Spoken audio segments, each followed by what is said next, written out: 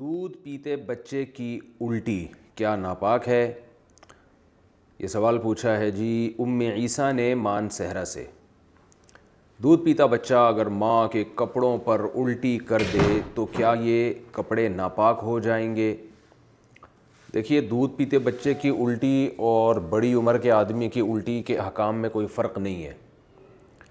اگر منہ بھر کے الٹی ہوئی ہے، یعنی منہ بھر کا مطلب کہ بہت زیادہ الٹی ہوئی ہے اور منہ فل جیسے بھر جاتا ہے، تو چاہے بڑے کی الٹی ہو یا بچے کی الٹی ہو، دونوں ناپاک ہیں۔